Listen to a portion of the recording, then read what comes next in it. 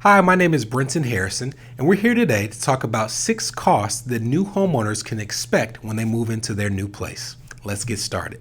First off, congratulations, because if you're watching this video, it's highly likely that you are either purchasing your first home or purchasing a new home. And whenever you go from one place to another, there's definitely some new costs that you need to expect, but even more so when you are buying a new place, because there's all types of things as a homeowner that you're responsible for.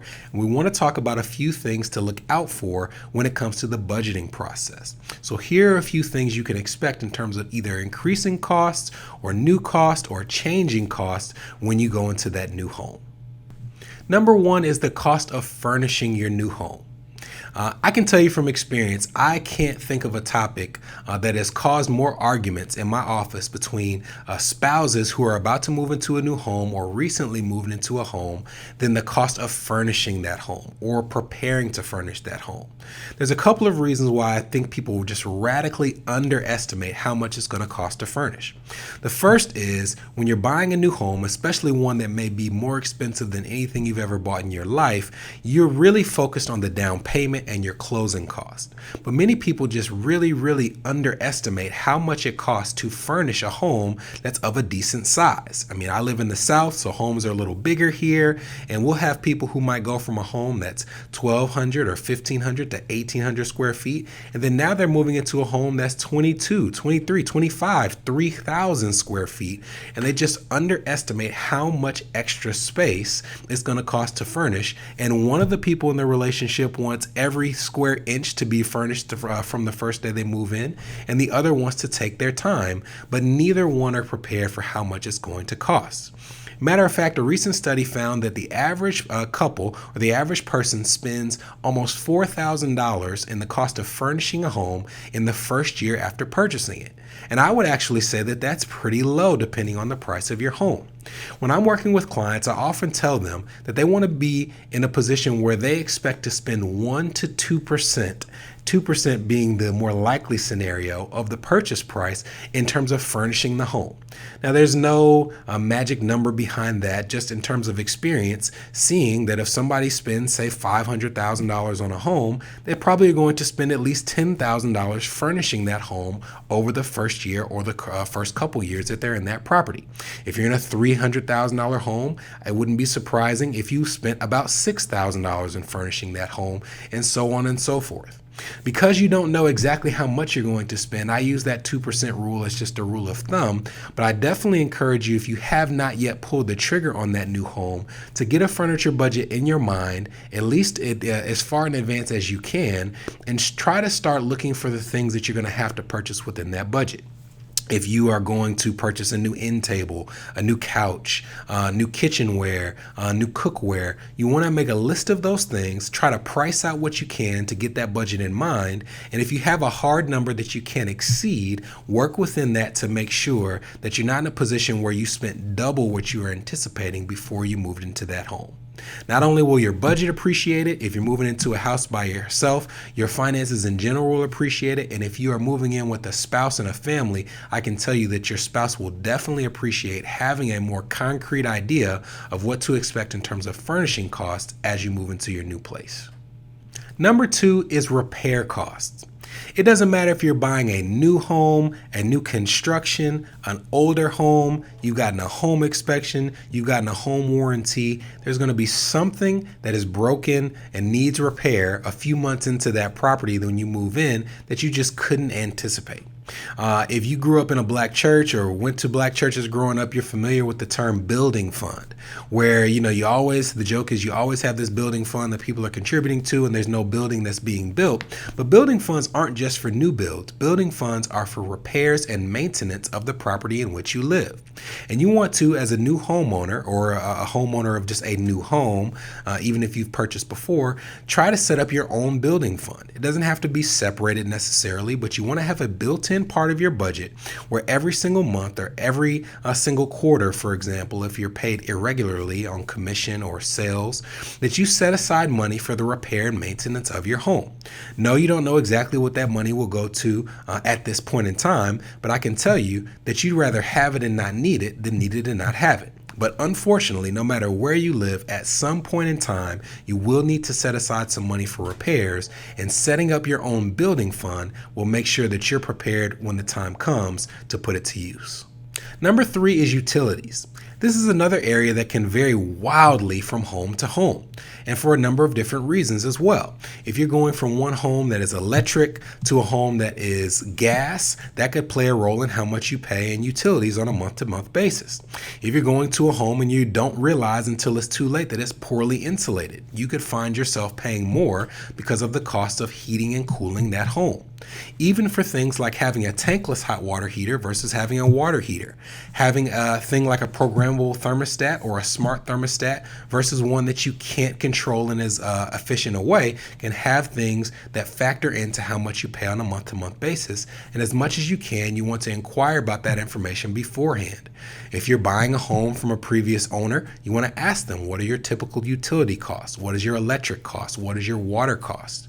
If you're buying a condo or a townhome, then the office or the association should have that information on file to at least give you an estimate of what previous homeowners or current condo and townhome owners are paying throughout their facility. Very important as you build your budget, because what you don't want to do is buy a house that you think you can afford and then get in there and find out the utility costs are 3 times higher than what you were anticipating when you were building out your budget. Number 4 is homeowners association payments and property taxes. If you're going into an apartment, it's pretty easy to know what you're going to pay beforehand. You have your rent, you may pay for things like trash pickup or a gym fee or anything like that. You may be able to opt out of certain things, or maybe you have to pay for it all, but at least you know what you're paying, and it's something that's a little more easily identifiable than it can be when you're buying something like a condo or a townhome or even a home that's just a part of a homeowners association. For example, you might find that your HOA fee is based on a set price per square foot of your unit. So for example, if you are in a 1,500 square foot unit and you're asking someone next door what they pay in their HOA fee, well, they may have a different size unit than you.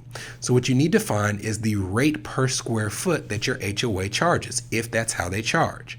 For example, they may charge 50 cents per square foot.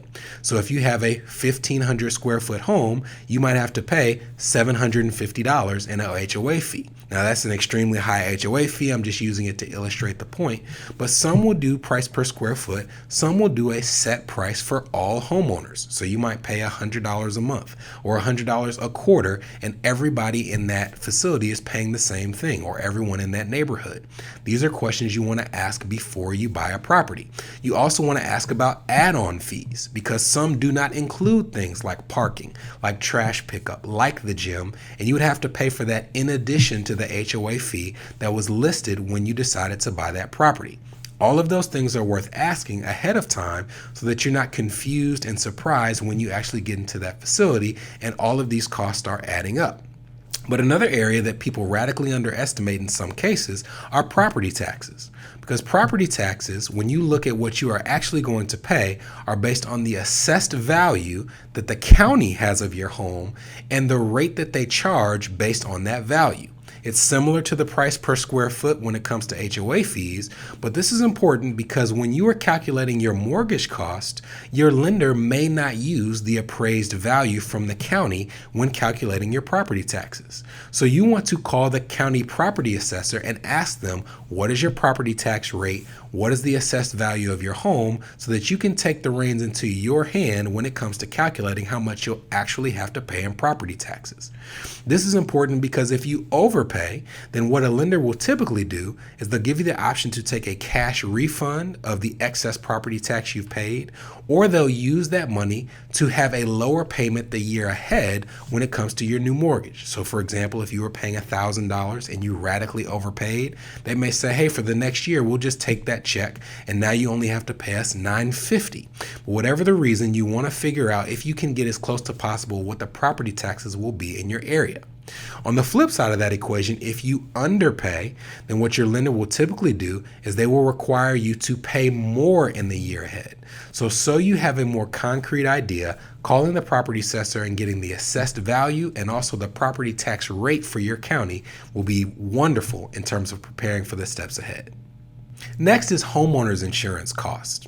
Homeowners insurance costs are also something that you can have roped into your payment if you choose to. Some people choose to pay it separately, but if you choose to have it roped into your payment, then it's paid through escrow and it's a part of your mortgage payment. If you're going from one home to another, then maybe you're not going to be too confused or surprised about what you would pay in your new home because you've gone through the process before. You know about how much homeowners insurance costs. And even if you're going to a home that's more valuable or you have more valuable things in that home, you at least have a basic understanding of the price points for homeowners insurance. But there are some people who may be moving from renting a home to getting their own home, or maybe they're moving from renting an apartment to getting their own home, or even a condo owner or a townhome owner who's going and moving into a single family dwelling could be surprised at the difference in pricing, because when you have insurance for things like a condo, you could pay much less than what you would pay as a homeowner of a single family dwelling. So there are many characters and insurance companies out there who will actually give you a quote ahead of time where you can give them an assessed value of your home, an estimate of the value of the items within that home to give you a quote beforehand so that you can start to shop insurance carriers to get the best rate and the best coverage for you. But doing so ahead of time will make sure that you have strong coverage, because it's not just about saving costs, it's about having strong coverage as well, but also one that fits in your family budget. Lastly, we have landscaping and cleaning costs. You're moving up in the world, you've gone from a small house to your dream house, or a small house to a little bit bigger house that's on the way to the dream house. Whatever the reason is for your move, it's highly likely that you didn't go down in size. Unless you are downsizing because some kids are out of the house, there's going to be bigger space. There's going to be things that you want to keep nice. You might go from not having a yard to having a yard. And all of these things lead you to the position of asking yourself the question, are you actually going to be the one to maintain that property in full? Do you know that you would like to have somebody clean once a week, or once every other week, or once a month? Are you going to be the one that goes out and mows the lawn once a week, or once every other week, or once a month? Whatever the case may be, have an honest conversation with yourself about whether you are going to be the person to do those things. I can speak just in terms of the time saved. I am much more likely to pay someone to clean my house than I am to take the time to do it myself. So for me, it would be disingenuous if I went into a newer and bigger and more expensive house and convinced myself that in order to make it work for my budget, I just wouldn't have somebody come clean. It's unrealistic, and at some point I'm going to wilt, I'm going to wither, I'm going to cave, and I'm going to have somebody come and start cleaning. So if that doesn't fit in my budget on the front end, then that may be too much house for me. The same is true with landscaping. I'm not getting out and mowing the lawn on a Sunday morning. So I'm going to pick a house that's within the budget to have somebody come and do it for me, or it may even dictate the house that I buy. Should I even buy a house that has a lawn that needs to be maintained to that extent? Should I buy a house in terms of cleaning costs that I can't afford for somebody to come once every 2 weeks or once a week, what have you? Have these honest conversations so that when you're in that house, you're not sitting there feeling like you're in a big palace and you're the one who's stuck cleaning it with the toothbrush every single week. Make sure that all of these things fit in your budget. I hope that these 6 costs that new homeowners can expect were things that you found useful as you go through the process of moving into your new home. Congratulations to you once again. My name is Brenton Harrison. We'll have more videos to come, and I'll see you soon.